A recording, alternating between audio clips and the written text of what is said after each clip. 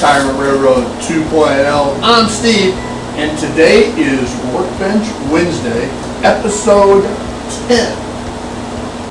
Today I want to talk about programming or test tracks. When I designed my little switching layout here, I designed it where the programming track would be a drive-on programming track. And if you can see my mouse down lower right-hand side, you'll see an area that says Pepperidge Farm. That's my programming track. And I can control that. It's a drive-on situation. Up on the fascia of the layout, right up here, where lower left, where my pointer is, there's a double pole, double throw switch with the center position, which is up.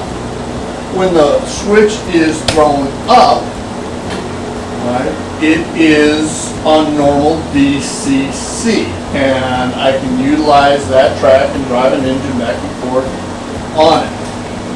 Once an engine is on it, if it needs to be programmed, I simply switch it down past the off, and now it is the programming track. And as I showed you in the diagram, it's that area right down here, and it's where this Wilson reefer is at right now. Okay, so that was all designed into the layout. Now, those that follow along know that behind me on the other side of my car is another workbench. And I do a lot of work on logos, soldering and painting and doing all kinds of stuff over there as well, which necessitated another programming track. So that I don't have to do work there, bring it over here, program it, oh, need to make an adjustment, go back over there, make the adjustment, bring it back here, it just gets a tad old. And on top of that, I'm making, or I'm gonna make, I have plans to make, a little test layout circle for the purpose of speed matching. Well, to do that, I need a control situation. But first, I have what I've made up, and that is this test track. And I've got a KD coupler gauge bumper stop down here on the end. You can see some markings along here. Those are the NMRA length to weight measurements, so that I can bump a car up against here, check the coupler height, then look at its length, and that'll tell me how many ounces that car needs to weigh. Okay? And I put on the other side a quick re-railer, and if you look here on the end, there's a little plug-in where my power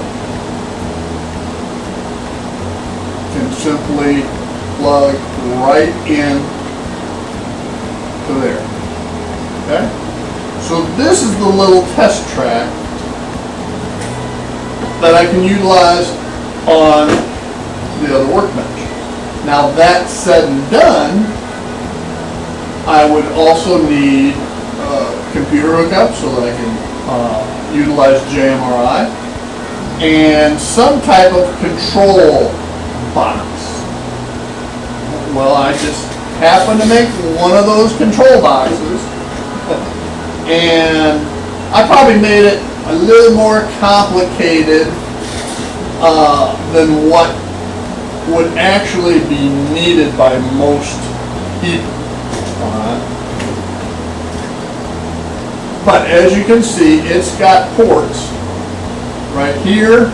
This plug-in is for standard 12 volt DC. So I've got a little wall wart, a 3 amp 12 volt DC wall wart that plugs in here. It's got a place for the DCC and programming for here.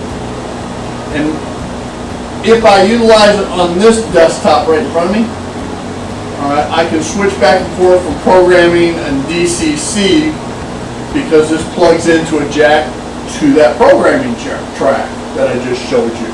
And I can utilize that double pole, double throw center off switch. But considering the speed matching or track that I'm going to be putting together, I wanted a separate place for a PR4 connection. So that line, currently I have it plugged in up above to a PR4 on this test track. But I can unplug it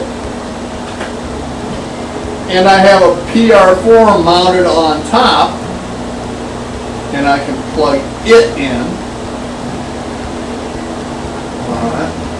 And then that PR4 here plugs into a computer, all right, utilizing a standard printer cable, which are plugged in right there. Okay. I also have on the end here another Digitrax module, and this is the LNWI, or the Digitrax Wi-Fi module. Alright, so if I utilize this someplace that I don't have access to a Wi-Fi system, currently, I utilize the Wi-Fi out of the house, but if I don't have that somewhere, I have a Wi-Fi built in so that I would still be able to use a cell phone with either engine driver or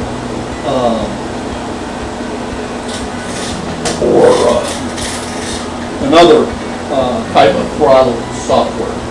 Okay? So we got that up on top. This is the input side in the back. On top, I have another double pole, double throw, center off that controls whether I'm going to utilize the DCC programming or whether I'm going to utilize the PR4. That allows me to switch back and forth from those. That then feeds into the second switch, which is just a double pole, double throw. That in one direction, it will feed from this switch, whether it be DCC programming or whether it's from the PR4. If I switch the other way, now it feeds a motor control unit for DC, so I can test DC locomotives. And here's that motor control right there, and it allows me to throttle in reverse direction, has a center off, and then this plug here is the output that goes to the test track that I just showed you. And since I had an extra little plug from when I made my remote station for engine driver, I added it here. So I have a place to charge two USB items, throttles or whatever the case may be. Okay? So that is my control unit. Alright, works great. Now, again, on the other workbench, I do have a Digitrax DCS 100 command station. So I have that as a remote DCC system that will, right now it's on that Workbench, but it will be also able to be used with that circle track, portable circle track for speed matching as well. And then of course I can hook in my laptop to all that to run the jam high.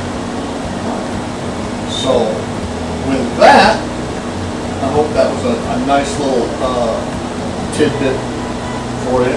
It's all, it looks more complicated than what it is. I was just looking for something that gave me the flexibility for not only what I might need today, but what I anticipate being useful in the future. With that, I want to thank you for joining me here at the Retirement Railroad 2.0. I'm Steve. This is Workbench Wednesday, episode 10, and y'all have a great day. Bye now.